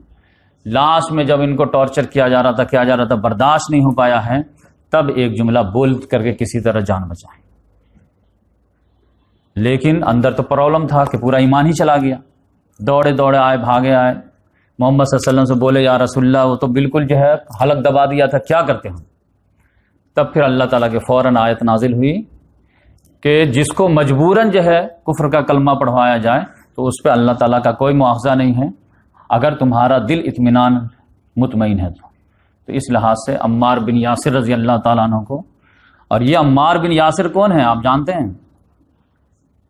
یہ 93 سال تک زندہ رہے، اور جب مسجد نبوی تعمیر ہو رہی تھی تو سب لوگ ایک ایک پتھر اٹھا رہے تھے، یہ 2 پتھر اٹھائے ہوئے تھے، دیوار بنا رہے تھے، اور محمد صلی اللہ علیہ وسلم کی نگاہ پڑ گئی تو جو جھوم گئے دیکھ کر کے، کتنا جذباتی نوجوان ہے، کتنا شروع دن سے ماں باپ کھوئے اسی اسلام کے راستے میں، اور شروع دن سے آپ پھر یہاں پہ بھی جو ہے کتنا زیادہ جو ہے مسجد کی بلڈنگ بن رہی ہے تو 2 پتھر اٹھا رہے ہیں۔ لیکن محمد صلی اللہ علیہ وسلم اس وقت نیوز ایسی دیے کہ لوگ چونک گئے، بولے عمار تو اتنا اسلام کے لیے قربانی دے رہا ہے، لیکن بدقسمتی، سیڈ نیوز ٹو یو، کہ ایک باغی جماعت تم کو قتل کر دے گی۔ عمار اسے اللہ کی طرف، جنت کی طرف بلائے گا، اور وہ اسے جہنم کی طرف بلائے گی۔ اور یہ جو ہے لوگ تعجب میں تھے کہ یہ حدیث جو ہے محمد صاحب بولی ہوئی پیشن گوئی کب پوری ہوگی، کیونکہ محمد صلی اللہ علیہ وسلم کا دور گزر گیا، پھر جو ہے ابو بکر صدیق کا دور گزر گیا، حضرت عمر کا دور گزر گیا، حضرت عثمان کا دور گزر گیا، اور ان کو تو باقی جماعت قتل ہی نہیں کر رہی تھی۔ لاسٹ میں جا کر کے علی رضی اللہ تعالیٰ عنہ کے دور میں یہ شہید ہوئے۔ تو یہ جو ہے عمار بن یاسر، اب محمد صلی اللہ علیہ وسلم کو رپورٹنگ آتی تھی، یا رسول اللہ دیکھیے ابو جہل جو ہے تینوں کو جو ہے تڑپا کے مار، لیکن محمد صلی اللہ علیہ وسلم نکلتے تھے اور ایک ہی بات بولتے تھے، صبرن آل یاسر، صبرن آل یاسر فإن موعدکم الجنہ، صبر کرو آل یاسر، تمہارا ٹھکانہ جنت ہے، تمہارا ٹھکانہ جنت ہے۔ آپ صاحب سمجھئے کہ جس وقت یہ ٹارچر کر رہا کم سے کم 40-50 لوگ مسلمان ہو چکے تھے، تو اگر اس میں سے کوئی بھی صحابی کھڑے ہو جاتے، علی رضی اللہ تعالیٰ عنہ کھڑے ہو جاتے، یا سعد بن ابی وقاص کھڑے ہو جاتے، اور ابو جہل پہ ٹوٹ پڑتے، تو زیادہ سے زیادہ کیا ہوتا، اس کے بدلے میں ان کو بھی مار دیا جاتا، شہید ہو جاتے، لیکن بچا تو لیتے۔ لیکن محمد صلی اللہ علیہ وسلم ڈے آف دا آرڈر کیا تھا؟ کفو ایدیکم، اپنے ہاتھ بندھے رکھو، no raising hands even in self defence, کوئی ہاتھ جوابی کارروائی کے طور پہ بھی نہیں اٹھائے گا۔ کیوں؟ کیونکہ ابھی جو ہے دعوت جو ہے انیشیل اسٹیج میں ہے، لہذا اگر جو ہے ان کے ایکشن پہ تم ریٹیلیٹ ہو گئے تو پھر ان کو تم کو کرش کرنے کا جواز مل جائے گا. لہذا مار کھاؤ، ہاتھ مت اٹھاؤ، کیونکہ لوگ دیکھ تو رہے نا کہ ظلم ہو رہا ہے، لیکن ظلم ہو رہا تو ان کا جرم کیا ہے؟ کسی کے یہاں چوری کیے ہیں، کسی کے جو ہے عزت پہ ہاتھ ڈالے ہیں، کسی کو الزام لگائے ہیں، ان کا جرم کیا؟ صرف بس یہ کہ اللہ پہ ایمان لائیں. اتنے اعلیٰ کیریکٹر کے لوگ ہیں، ان کو اتنا مارا جا رہا. تو وہ سائلنٹ میجورٹی جو ہے وہ سائلنٹ تو ہے لیکن اندھی نہیں ہے، بہری نہیں ہے. لہذا دھیرے دھیرے سارے عوام الناس کے ہمدردی جو ہے کفار قریش کے بجائے کدھر شفٹ ہو رہی ہے؟ اسلامی ریولوشن کی طرح. تو لہذا یہ جو صبر کا مرحلہ رہتا ہے یہ بھی بہت کرامت رہتا ہے. لہذا محمد صلی اللہ علیہ وسلم نے کہا کہ کوئی جوابی کارروائی میں ہاتھ نہیں اٹھائے گا. عمار جو ہے آپ دیکھیں خباب بن ارد کو آگ پہ لیٹنے بولے لیٹ جاؤ، ورنہ کیا ہوتا تھا؟ نہیں، جب لیٹنے بولے نا تو تم ٹوٹ پڑنا، زیادہ سے زیادہ کیا کریں گے؟ تم شہید کر دیں گے. شہادت مطلوب و مقصود مومن نہ مال غنیمت نہ نہیں. شہادت اس وقت قبول ہوگی جب کہا جائے گا کہ اب شہادت کا وقت آیا ہے. جب مارنے کا وقت آیا تو مارو، جب مار کھانے کا وقت آیا تو مار کھاؤ. یہ جو ہے سچویشن بتائے گی کہ ابھی کس سچویشن میں آپ ہیں. تو اس لحاظ سے جو ہے ایک طرف محمد صلی اللہ علیہ وسلم ہاتھ باندھ دیے تھے کہ کوئی جوابی کارروائی پہ بھی ہاتھ نہیں اٹھائے گا. اچانک کچھ معاملہ ایکسیڈنٹل ہو گیا تو الگ بات ہے، پری پلان کچھ نہیں ہوگا، کیونکہ اچانک یہ ہوا تھا. کیونکہ صحابہ کرام سعد بن ابی وقاص کی قیادت میں پہاڑ کی چوٹی پہ جا کر کے نماز پڑھ رہے تھے. ابو سفیان نے دیکھ لیا، اور یہ تو تم لوگوں کو لائٹلی لے رہے تھے، تم لوگ تو 20-25 ہو، اور تم لوگ یہاں آ کر کے کر رہے ہو عبادت، تو تم سیریس. لہذا وہاں پر تم تڑانگ ہوا اور اس نے ایک پتھر مارا تو ادھر سے سعد بن ابی وقاص نے بھی ایک پتھر مارا. لہذا دونوں میں بھڑنت ہو گئی تو سعد بن ابی وقاص رضی اللہ تعالیٰ عنہ کے پتھر سے ایک آدمی زخمی ہو گیا. تو پہلا خون کا ڈراپ جو تھا مسلمانوں کی طرف سے وہ سعد بن ابی وقاص رضی اللہ تعالیٰ عنہ کے تھرو ہوا. لیکن یہ ایکسیڈنٹل تھا، یہ پری پلان نہیں تھا. تو یہ جو ہے ایکسیڈنٹل معاملے میں تو کسی کو جو ہے اختیار نہیں رہتا ہے، لیکن پری پلان میں ڈے آف دا آرڈر یہی تھا کہ کوئی جو ہے اپنا ہاتھ نہیں اٹھائے گا، ایون کہ جوابی کارروائی میں بھی، ایون کہ اپنے ڈیفنس میں بھی، جو بولے کر دو. لیکن ایک وقت آئے گا جب ہاتھ کھول دیے جائیں گے. کب کھولے جائیں گے؟ جب ہمیں محسوس ہوگا کہ اب ہم کو ٹکر دے سکتے ہیں. تو اب صحابہ کرام آتے تھے، یا رسول اللہ کریں کیا؟ ایک طرف تو ہاتھ بھی بندھے ہوئے ہیں، ایک طرف جو ہے یہ ظلم کے جو ہے ان کو جو ہے سمپیتھی بھی نہیں آ رہی ہے، اور یہ جو ہے ظلم سے باز بھی نہیں آ رہا، کریں کیا؟ تب پھر محمد صلی اللہ علیہ وسلم نے کہا تو ایسا کرو کہ تم لوگ جو ہے ایمان مت چھوڑو، ملک چھوڑ دو، دیش چھوڑ دو، اب وہاں چلے جا جہاں آسانی سے تم جو ہے اللہ کی عبادت کر سکو اور ایمان کو بچا سکو. تو صحابہ کرام ہی نے کہا یا رسول اللہ آپ ہی مشورہ دیجیے کہاں جائیں. تو محمد صلی اللہ علیہ وسلم نے کہا کہ ابیسینیا جو ہے حبشہ، وہاں کا اسہمہ نجاشی بادشاہ جو بہت عادل ہے، وہاں چلے جاؤ، وہ انشاءاللہ تم لوگوں کو امن کے ساتھ رکھے گا. تو پھر جو 16 جو ہے لوگ تیار ہوئے، جس میں سے 12 مرد اور 4 عورتیں کا قافلہ تیار ہوا. اور محمد صلی اللہ علیہ وسلم نے کہا کہ بہت جو ہے احتیاط سے نکلنا، کیونکہ یہ لوگ آسانی سے تم کو جانے نہیں دیں گے، کیونکہ ڈیلی کا جو تماشا ان کا ہے، دل لگی ہو چکی ہے، مارو اور تماشا کرو، تو تم لوگ نکلو گے تو جانے نہیں دیں گے. لہذا بہت سسٹمیٹک اسی طرح نکلنا. تو اس قافلے کے جو امیر بنے وہ حضرت عثمان رضی اللہ تعالیٰ، جو محمد صلی اللہ علیہ وسلم کے داماد تھے، اور محمد صلی اللہ علیہ وسلم کی بیٹی حضرت رقیہ جو 2 نمبر کی تھی. تو محمد صلی اللہ علیہ وسلم جب قافلہ کا روانہ کر رہے تھے تو بہت پیار بھرے انداز میں بولے انہما اول بیت، یہ دونوں پہلا گھر ہے یہاجر فی سبیل اللہ، جو اللہ کے راستے میں ہجرت کر رہا ہے، بعد ابراہیم علیہ السلام و لوط علیہ السلام. ابراہیم اور لوط علیہ السلام کے بعد یہ پہلا گھرانہ ہے جو خدا کے راستے میں ہجرت کر رہا ہے. لہذا یہ لوگ چلے گئے وہاں، اور جیسا محمد صلی اللہ علیہ وسلم نے بتایا تھا ویسے ہی جو ہے وہاں کا بادشاہ جو اسہمہ نجاشی تھا، اس نے بہت زیادہ اچھے طریقے سے رکھا اور کہا کوئی ٹینشن نہیں، آپ ہمارے یہاں رہیے. لیکن یہ لوگ جو رجب میں گئے ہیں اور رمضان میں ایک معاملہ ہو گیا. رمضان میں کیا معاملہ ہوا کہ سب لوگ حرم میں بیٹھے ہوئے تھے، کفار مکہ بڑے بڑے سردار وغیرہ قریش کے سارے لیڈر تقریباً تھے. اب محمد صلی اللہ علیہ وسلم بھی انٹری لیے، اب دیکھے ادھر سارے نظر دوڑا کہ سارے لوگ ہیں تو آج رکس لیتے ہیں. اچانک کھڑے ہوئے، اب فوراً جو قرآن پڑھنا شروع کر دیے زور سے. والنجم اذا ہوا، سورہ نجم کی تلاوت شروع کیا، والنجم اذا ہوا ما ضل صاحبکم وما غوا وما ينطق عن الهوى ان هو الا وحی یوحى علمہ شدید القوى ذو مرۃ فاستوى وهو بالافق الاعلى ثم دنا فتدلى۔ اب دیکھیں ایک وزن پہ گر رہا پورا۔ اب محمد صلی اللہ علیہ وسلم کے پڑھنے کا انداز، اب وہ سننے والے شوقین، وہ تو ایسا تھا کہ ہر آدمی جو ہے سائلنٹ ہی ہو گیا، سننے میں لگ گیا، کوئی آدمی جو ہے جو آبجیکشن نہیں لیا، مزہ آنے لگا تو سبھی مزہ لینے لگے۔ اب محمد صلی اللہ علیہ وسلم بھی دیکھے کہ جب موقع ملا ہے تو میں پوری سورہ ہی سنا دیتا ہوں، 62 آیات ہیں اس میں، پوری سورہ سنا دی محمد صلی اللہ علیہ وسلم۔ چلو ایک تو ایسا سن، کیونکہ ان لوگوں کا متفقہ ایک فیصلہ تھا، وقال الذین کفروا لا تسمعوا لهذا القرآن والغوا فیہ لعلکم تغلبون، کہ ان پہ غلبہ پانے کا ایک ہی آپشن ہے کہ قرآن سنو نہیں، اگر یہ سنانے بیٹھ جائے تو شور مچا دو۔ یہ تو پہلے سے پیک تھا، لیکن یہاں پہ سارے سردار بیٹھے تھے، اب محمد سے اچانک ریپٹلی ایسا اسٹارٹ کر دیے کہ سب لوگ جو ہے سنتے ہی رہ گئے۔ اب محمد صلی اللہ علیہ وسلم محسوس کہ سب لوگ موقع میں اپرچونٹی بہترین ہے، تو پوری سورہ ہی لمبا کھینچ دی، یہاں تک کہ وہ لوگ اتنے متاثر ہوئے کہ آخر کی جو سنٹینس وغیرہ آئے، ازفت العازف لیس لها من دون اللہ کاذف افمن هذا الحدیث تعجبون وتضحكون ولا تبكون وانتم صامدون فاسجدوا للہ واعبدوا، آخری آیت، اور آخری آیت سجدہ ہے، اور محمد صلی اللہ علیہ وسلم سجدہ کی، تو اتنے زیادہ جو ہے محمد صلی اللہ علیہ وسلم کے ساتھ وہ چل رہے تھے کہ سجدے کے ساتھ سارے لوگ سجدے میں گر گئے۔ اب جب سجدے سے سر اٹھائے تو سب لوگ ایک دوسرے کو دیکھ رہے ہیں، یہ کیا تو تم کیا تو تم اب ایسے معاملہ ہو گیا۔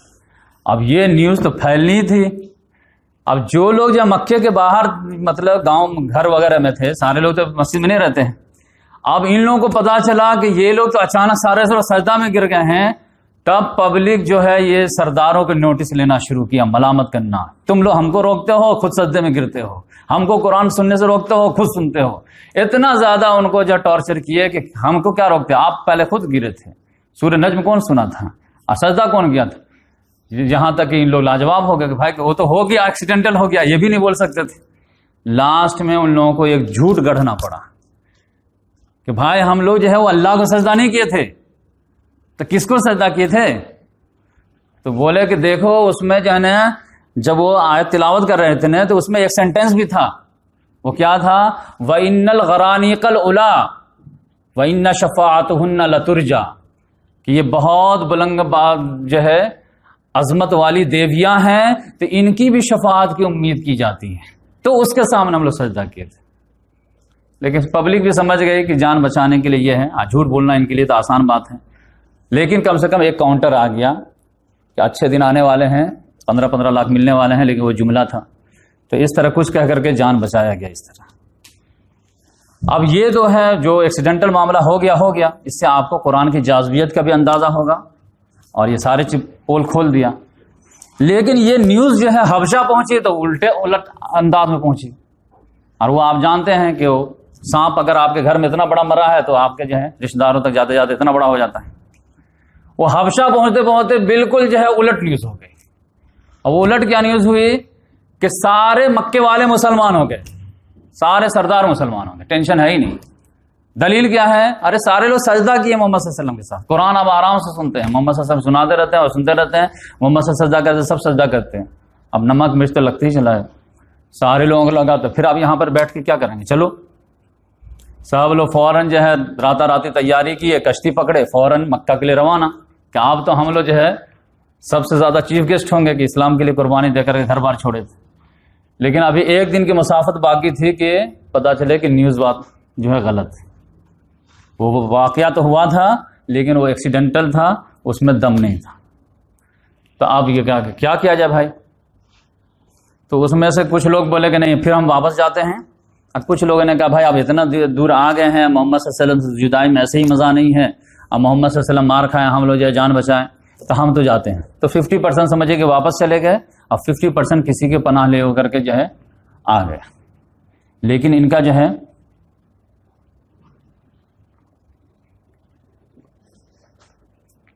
ظلم و زیادتی جاری، اب تو اور بھی بکھلا گئے، کیونکہ جو حبشہ کا جو بادشاہ تھا اس نے جو ان کے ساتھ جو اچھا ٹریٹمنٹ کیا تو اس پہ اور غصہ آیا ان کو. اب تو خاص طور سے وہ مہاجر جو واپس آئے تھے تو ان کو تو چن چن کے مارنا شروع کیے, اور عام مسلمانوں کو تو اور بھی ستانا شروع کر دی. بالکل جو ہے ٹارچر اپنی انتہا پہ آئی.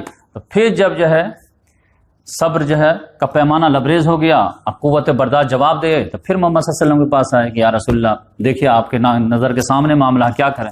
محمد صلی اللہ علیہ وسلم نے کہا وہی آپشن استعمال کرو, پھر حبشہ چلے جاؤ تم لوگ, جان بچا. اگر ڈیرنگ ہے تو ہمارے ساتھ رہو, دیکھو ہم بھی کیسے میدان میں ہیں, تو ہمارے ساتھ رہو تبھی تو کام کریں گے. سب لوگ چلے ہی جائیں گے تو کام کون ہوگا. تو مین تو نہیں گئے, لیکن جن کو ہمت نہیں جواب دیتے تو ایمان مت قبول کرو, یہ چھوڑو, حبشہ چلے جاؤ. تو اس بار 100 لوگوں کا قافلہ تیار ہوا, اس میں سے 82 مرد اور 18 عورتیں. اب اس قافلے کے جو مین لیڈر بنے وہ حضرت جعفر رضی اللہ تعالیٰ. محمد صلی اللہ علیہ وسلم بولے اس بار تو بہت ہی زیادہ سنبھال کے جانا, اس بار تو یہ نہیں چکیں گے. تو بہت زیادہ سسٹمیٹک انداز میں جو پہلے سے جو کشتی وغیرہ ارینج وغیرہ کر کے راتی کسی طرح نکلے اور فوراً پہنچتے کشتی پہ بیٹھ گئے. جب تک ان لوگوں کو پتا چلے ارے تمہارا غلام کہاں, تمہارا آدمی کہاں, تمہارے ادھر کہاں, ارے لوگ پیچھا کے جب تک تب تک پتا چلا ان کے ریچ سے بہت آگے کشتی جا چکی تھی. اس طرح یہ لوگ جو ہے حبشہ میں لینڈ کر گئے. وہاں کے بادشاہ نے بہت شاندار انداز میں ویلکم کیا کہ آئیے ہمارے مہمان ہیں. اب وہ بہت اچھے نیچر کا انسان تھا. اب ان کو جو مار پیٹ کے ڈیلی کی عادت تھی, غلام بھاگ گیا, نوجوان بھاگ گیا, یہ سب تو ان کو کھلی. اب بولے کہ یہ لوگ بھی وہاں گیا تو وہاں بھی شانتی سے تو بیٹھیں گے نہیں, وہاں دین پرچار کریں گے. تو آپ جو کھسیانی بلی کھمبا نوچے کیا کریں. تب لاسٹ میں جو ہے ابو جہل نے میٹنگ میں کہا کہ نہیں, سب کو واپس لانا ہے. اب واپس لا کر کے ان کو سبق سکھانا ہے, ان کو اگزامپل بنانا ہے. اس طرح تو ہر آدمی کو ایک آپشن دکھے گا, ایمان قبول کرو ادھر چلے جاؤ, ایمان قبول کرو ادھر چلے جاؤ. لیکن ادھر سے بلا کر کے جب ہم کل کریں گے تب جو دوسرا نوجوان قبول نہیں کرے گا. تب کہا کہ کیسے واپس لائیں گے, اتنا آسان تو نہیں دوسرے ملک سے لانا. تب بولے کہ نہیں, جو ہمارے بندہ جو سب سے زیادہ ٹیلنٹڈ ہے اس کو بھیجتے ہیں. کہا گیا کون سب سے زیادہ ٹیلنٹڈ ہے, جو بادشاہ سے جو آرگو کرے اور جیت جائے, کنونس کر کے اس کو لے آئے واپس. تو 2 لڑکوں کا انتخاب ہوا. ان میں جو تھے حضرت عمرو بن عاص رضی اللہ تعالیٰ عنہ اور عبداللہ بن ابی ربیہ. یہ دونوں بہت زیادہ جو ہے فصیح اللسان تھے, بولنے میں بہت ایکسپرٹ تھے, کنونسنگ پاور بہت زیادہ تھی. یہ لوگ حبشہ گئے ہیں, تحفہ تحائف وغیرہ لے ہو کر کے جو حبشہ پہنچے, کسی طرح وہ لے کر کے آنا ہے. تو پہلے جو بادشاہ کے وزیر لوگ تھے پہلے ان سے ملاقات کیا, خوب تحفہ تحائف دیے. تو بولے بھائی کیا بات ہے, خوب تحفہ تحائف دے رہے ہیں, کل ہم ایک مدعا رکھیں گے بادشاہ کے سامنے اور آپ صرف میرے سائڈ سے ہاں میں ہاں ملا دیجیے گا. تو کہا ہاں بس تحفہ تو آ گیا نا, تو کیا ہے. تو پہلے جو وزیر وغیرہ کو کنونس کر لیے, اس کے بعد کل ہو کر کے جو ہے بادشاہ سے ملاقات ہوئی. تو بادشاہ بھی سے جو پرانی پہچان تھی عمرو بن عاص رضی اللہ تعالیٰ, کیونکہ ان کا جو ہے شام سے بھی تجارت چلتا تھا, حبشہ سے تجارت چلتا تھا. تو ہاں ہلو ہوا, کیسے آنا ہوا, تم بھی مہاجر بن کے آیا نہیں, ایسا کیسے ہو سکتا ہے. پھر انہوں نے کہا اچھا ٹھیک ہے, تو آپ کا مدعا کیا ہے. تو انہوں نے کہا مدعا یہ ہے کہ قوم کے عزت دار لوگوں نے, ان کے باپوں نے, ان کے داداؤں نے, ان کے خاندان والوں نے مجھے بھیجا ہے کہ یہ جو ہے کچھ لوگ کسی کے چکر میں آ گئے ہیں, یہ بے وقوفی کرنے لگے ہیں, اور گھر بار چھوڑ کر کے بھاگ آئے, اور ان کی ماں باپ سب رو رہے ہیں. تو یہ لوگ نادان ہیں, نادانی میں کسی کے چکر میں آ گئے ہیں, ان کو واپس کر دیجئے, ان کی امی وغیرہ خوش ہو جائے گی. تو کہا یہ ماں میٹر ہے کیا, لیکن یہ تو تعداد میں بہت زیادہ ہیں. ہاں تو سبھی بے وقوف ہو گئے. کہا ایسا کیسے ہو سکتا ہے. تو کہا ٹھیک ہے, جب معاملہ یہ ہے تو میں دونوں کو بلا کر کے پوچھاتا ہوں, اور تب تمہاری اگر بعد میں دم رہے گی تو ہم جو ہے تم کو دے دیں گے حوالے, لیکن اگر ان کی بات مضبوط نکلی تو پھر میں کیسے جو ہے انجسٹ کروں گا. اور انصاف کا تقاضا یہی ہے کہ دونوں طرف سے بات سن کر کے جو ہے فیصلہ لیا جائے. تب جو ہے جیسے ہی یہ مہاجرین مسلمان سنے ہیں کہ ہم کو واپس لینے آئے ہیں ٹارچر کرنے کے لیے, اور کون آیا ہے, عمرو بن عاص, تو سب لوگ ہل گئے. بھائی یہ تو بات کرنے میں تو پگھلا دینے والا, بوتل میں اتار دیتا آدمی کو, تو یہ تو کنونس کر ہی لے جائے گا. لیکن جعفر بن ابی طالب جو ہے ببانگ دال بولے, لا حجت للباطل مع الحق, کہ حق کے مقابلے میں باطل ٹک ہی نہیں سکتا, چاہے کتنا ہی ٹیلنٹڈ آ جائے. ہم لوگ کل وہی بولیں گے جو اللہ کے رسول نے ہم کو بولنے کے لیے کہا ہے, اور قسم خدا کہ ہم جھوٹ نہیں بولیں گے, سچ بولیں گے, جو ہوگا ہوگا دیکھا جائے گا.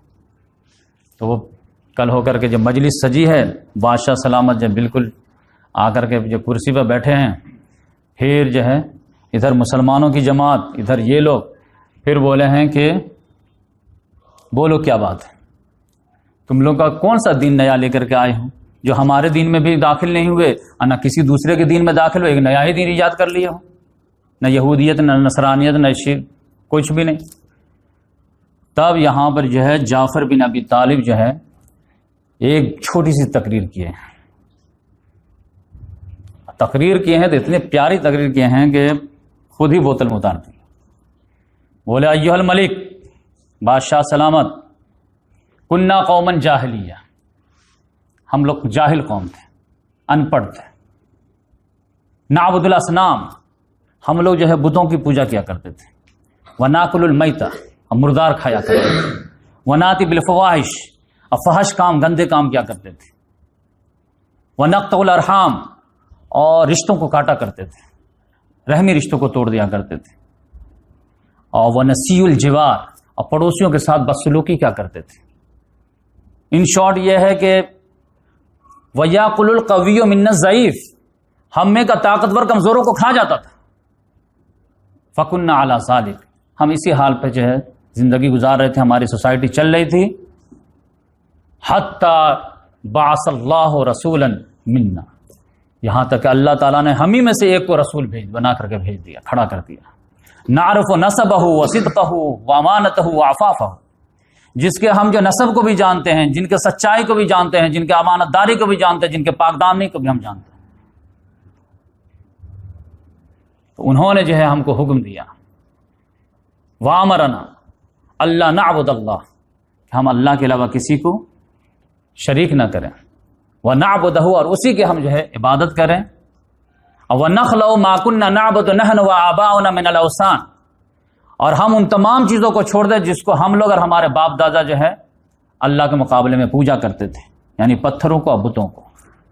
وَأَمَرَنَا بِصِدْقِ الْحَدِيثِ، اور انہوں نے ہمیں تعلیم دی ہے سچ بات بولنے کی، وَأَدَاءِ الْأَمَانَةِ، اور امانت کو ادا کرنے کی، وَصِلَةِ الرَّحْمِ، اور رحمی رشتوں کو جوڑنے کی۔ اور جب یہ بات بولے نا تو پھر جعفر ابی طالب جو ہے عمرو بن عاص کی طرف دیکھے بھی بہت، وصیلۃ الرحم ایھا الملک، خاص طور سے رحمی رشتہ جو یہ لوگ کاٹنے آتے ہیں، رشتوں کا لحاظ نہیں کرتے، اور پھر وہ حسن الجوار، اور پھر جو ہے پڑوسیوں کے ساتھ اچھا سلوک کرنے کا، والکف عن المحارم والدم، اور حرام کاری سے جو ہے بچنے کے لیے اور خون خرابے سے بچنے کے لیے تعلیم دی، ونہانا عن الفواحش، اور اس رسول نے ہم لوگوں کو فحش کاموں سے روکا ہے، اور دوسرے نمبر پر وقول الزور، اور جھوٹی بات بولنے سے روکا ہے، وَأَكْلِ مَالِ الْيَتِيمِ، اور یتیموں کے ناحق مال کھانے سے روکا ہے، وَقَذْفِ الْمُحْصَنَاتِ، اب پاک دامن عورتوں پہ الزام لگانے سے روکا ہے، وَأَمَرَنَا نَعْبُدَ اللَّهَ وَحْدَهُ، اور اس نے ہمیں جو حکم دیا کہ ایک اللہ کی عبادت کریں، اللہ نشرک بہ شیئا، اور ہم اس کے ساتھ کسی کو شریک نہ کریں۔ فَصَدَّقْنَاهُ وَآمَنَّا بِهِ وَاتَّبَعْنَا مَا جِئْنَا بِهِ، تو ہم نے ان کی تصدیق کر دی اور ان پر ایمان لے آئے اور اس چیز کی پیروی کی جو اللہ کے پاس سے لے کر کے آئے وہی۔ تو فعدا علینا قومنا، تو اس بات پر ہماری قوم ہم سے دشمن ہو گئی، فعذبونا وقہرونا، اور اس پہ ہم کو ٹارچر کرنا شروع کر دی، وفتنونا، اور ہم کو فتنے میں مبتلا کیے، ان دیننا، ہمارے دین کے بارے میں، لیردونا الی الاوثان، تاکہ پھر دوبارہ ہم کو جو ہے بتوں کی جو عبادت کر رہے ہم کو لوٹا دے، من عبادت اللہ، ایک اللہ سے۔ تو فلما قہرونا وظلمونا وضیقوا علینا، تو جب انہوں نے ہم پر قہر توڑ دیا، ظلم کی انتہا کر دی، ہماری زندگی کو تنگ کر دیا، تو فخرجنا الی بلدک، تو میں آپ کے شہر کی طرف آیا، جان بچانے کے لیے اور عزت و ایمان بچانے کے لیے۔ اور پھر واخترناک علی من سواک، اور پوری دنیا کے بادشاہوں کو چھوڑ کر کے آپ کو ترجیح دی، ورغبنا فی جوارک، اور ہم آپ کو پسند کیا اور آپ کے چھتر چھائے میں رہنے کو جو ہے لائق کیے، ورجونا اللہ نظلم عندک ایھا الملک، اب مجھے امید ہے کہ اب بادشاہ سلامت آپ کے پاس تو ہم پر ظلم نہیں ہوگا۔ تب بادشاہ ہل گیا تھوڑا سا، جیسے بادشاہ ہلا ہے تو اس نے کہا حل معک شیء مما جاء عند اللہ، وہ جو تمہارے رسول جو اتنی اچھی سی باتیں سکھائے ہیں، ان کے پاس جو اللہ کے پاس سے کچھ آیا وہ ہے تمہارے پاس؟ انہوں نے کہا ہاں کیوں نہیں ہے، تو فقرہ علیہ، تو تھوڑا پڑھو تو۔ تب جو ہے انہوں نے شروع کیا سورہ مریم، کافا یا انسان ذکر رحمت ربک عبدہ زکریا اذ نادى ربه نداء خفيا قال رب إني وهن العظم مني واشتعل الرأس شيبا ولم أكن بدعائك رب شقيا وإني خفت الموالي من ورائي وكانت امرأتي عاقر فهب لي من لدنك وليا يرثني ويرث من آل يعقوب واجعله رب رضيا يا زكريا إنا نبشرك بغلام اسمه يحيى لم نجعل له من قبل سميا قال رب انا يكون لي غلام وكانت امرأتي عاقرا وقد بلغت من الكبر عتيا قال كذلك قال ربك هو علي حي وقد خلقتك من قبل ولم تك شيئا قال رب اجعل لي آية قال آيتك ألا تكلم الناس 3 ليال سويا فخرج على قومه من المحراب فأوحى إليهم أن سبحوا بكرة وعشيا يا يحيى خذ الكتاب بقوة وآتيناه الحكم صبيا وحنانا من لدنا وزكاة وكان تقيا وبرا بوالديه ولم يكن جبارا عصيا وسلام عليه يوم ولد ويوم يموت ويوم يبعث حيا۔ 15 آیات۔ جب یہ آخری آیات پہ آئے ہیں تو حضرت جعفر رضی اللہ عنہ خود آواز بھرا گئی ہے اور ایسا سما بندھا ہے کہ نجاشی تو اپنے آپ پہ کنٹرول ہی نہیں کر پایا اور جو ہے بالکل بلک بلک کے رونے لگا، اور اس کی جو آنسو تھم نہیں رہے تھے، پوری داڑھی جو ہے اس کی جو ہے تر ہو گئی، اور جتنے بھی سننے والے تھے پادری لوگ سب تر ہو گئے قرآن کے آیت سن کر کے، کیونکہ قرآن میں تو آیا نا سورہ مائدہ میں پہلے سے ان کی نشانی ہے لَتَجِدَنَّ أَشَدَّ النَّاسَ عَدَاوَةً لِلَّذِينَ آمَنُوا الْيَهُودَ وَالَّذِينَ أَشْرَكُوا، تم دشمنی میں سب سے زیادہ سخت پاؤ گے یہود کو، مسلمانوں کے، اور ہنود کو، مشرکوں کو، لیکن نصارہ کو تم پاؤ گے بہت زیادہ قریبی، کیونکہ ان کی صفت سورہ مائدہ ہی میں جو ہے 7ویں پارے کی پہلی آیت کیا وَإِذَا سَمِعُوا إِلَى الرَّسُولِ تَرَىٰ أَعْيُنَهُمْ تَفِيضُ مِنَ الدَّمِّ مِمَّا عَرَفُوا مِنَ الْحَقِّ، جب یہ نصارہ لوگ قرآن سنتے ہیں تو ان کا آنکھوں سے آنسو جاری ہو جاتے ہیں۔ اس کا پریکٹیکل ایگزامپل وہاں ہوا تھا، اس کا تو آنکھ جو ہے آنسو رک ہی نہیں رہے تھے۔ لاسٹ میں کسی طرح اس نے اپنے آپ کو کنٹرول کیا ہے اور اس نے کہا ہے ان ھذا اما جاء به عیسیٰ لیخرج من مشکاۃ واحدہ، بے شک یہ کلام اور جو عیسیٰ علیہ السلام لے کے آئے تھے دونوں کلام ایک ہی چراغ کے پرتو ہیں، دونوں کا سورس ایک ہے۔ پھر بولے کہ جاؤ تم لوگ آزاد ہو، کسی کے حوالے میں تم لوگوں کو نہیں کرے گا، جاؤ تم لوگ میرے قریب میں مت پھٹکنا، دونوں کو کہے تم لوگ جو ہے کچھ الٹا سلٹا پڑھا دیے تھے، یہ دیکھو ان کی تعلیمات کیا ہے۔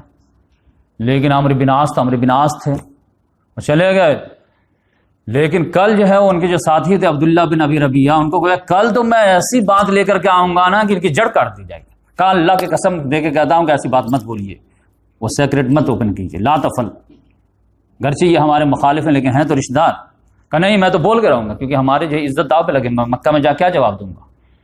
پھر مجلس سجی ہے جولۃ واحد یا سید، ایک چانس دیجیے میں اپنا مقدمہ اور مضبوط کروں۔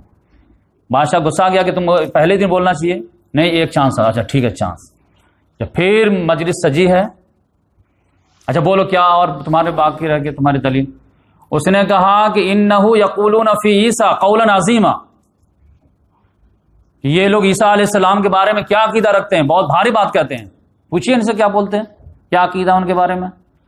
تو اب تو سارے صحابہ کرام ہل گئے کہ اب کیا بولیں، کیونکہ وہ لوگ تو خدا مانتے ہیں، اللہ کا بیٹا مانتے ہیں، اب مسلمان اللہ کا بیٹا نہیں مانتے، تو اب یقینی بات ہے کریٹیکل ہے۔ لیکن جعفر بن ابی طالب نے کہا میں تو وہی کہوں گا جو ہمارے رسول نے بتایا ہے، ہمارے خدا نے بتایا، چاہے جو ہو جائے، پھانسی پہ چڑھے۔ تو اس نے کہا کہ تم سنے اپنے ساتھی کی بات، کیا جواب ہے تمہارا، کیا عقیدہ بتاؤ۔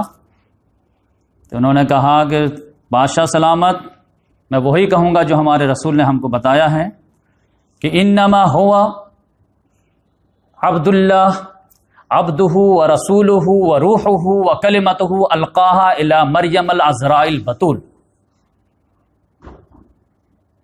کہ عیسیٰ علیہ السلام اللہ کے بندے تھے، اس کے رسول تھے، اس کے روح تھے، اس کا کلمہ تھے، جو کواری پاک دامن مریم کی طرف القا کی گئی تھی۔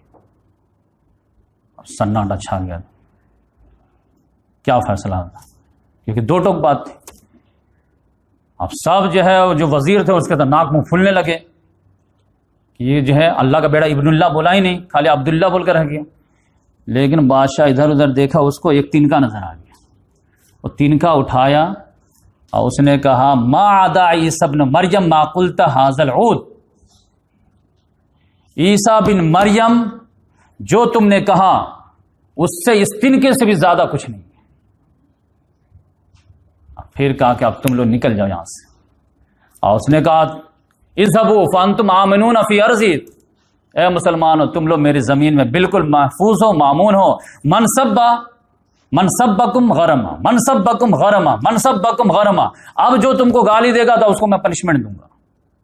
اب تم لوگ جو ہے بہت اسپیشل گیسٹ ہو گیا ہمارے، اب کوئی تم کو لائٹلی لے نہیں سکتا.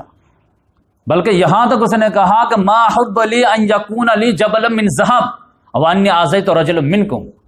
اب تو مجھے یہ بھی پسند نہیں ہے کہ تم میں سے کسی ایک آدمی کو، پورا قافلہ تو جانے دو، ایک آدمی کو بھی میں سزا دوں اور اس کے بدلے میں مجھے سونے سے بڑا پہاڑ مل جائے تب بھی میں اس کو نگلیکٹ کر دوں گا. اب تو یہ وہ لوگ وہ افراد ہیں جن کو سونے میں تولنے کی بات ہے. لہذا عمرو بن عاص رضی اللہ بولے کہ اب تم پھٹکو نہیں، تم ہدیہ ودیہ سب لے جاؤ، سب بکواس ہے تمہارے. لہذا وہ نامراد جو ہے آئے ہیں، مکے والے کو منہ دکھانے کے لائق نہیں رہ گئے. اور پھر جو ہے اپنے بت سے جو دعا ہوا مانگ کے گئے تھے بہت کوسے ہیں کہ تو کبھی کام نہیں آتا ہے. تو اس لحاظ سے جب وہاں سے نامراد آئے ہیں تب جو ہے چھٹے پلان پہ آئے ہیں مکے والے. 5 پلان تو میں بتا دیا، چھٹا پلان کیا تھا انشاءاللہ نیکسٹ ہفتے جو ہے ہم آپ کو بیان کریں گے. اور یہ سمجھیے کہ چھٹے نبوی کی جو ہے آخری بات تھی. اب 7ویں 8ویں 9ویں 10ویں انشاءاللہ نیکسٹ لیکچر میں ہم آپ کو بیان کریں گے. اللہ تعالیٰ سے دعا ہے کہ اللہ تبارک و تعالیٰ جس طرح صحابہ کرام اسلام کے لیے قربانی دیے، تکلیفیں برداشت کی، لیکن عظیمت کا مظاہرہ کیے، اسی طرح ہم لوگوں کو بھی جو ہے اسلام کے راہ میں عظیمت کا مظاہرہ کرنے کی توفیق عطا فرمائے. سبحان اللہ بحمدہ، سبحانک اللہم ونشہد ان لا الہ الا انت ونستغفرک ونتوب.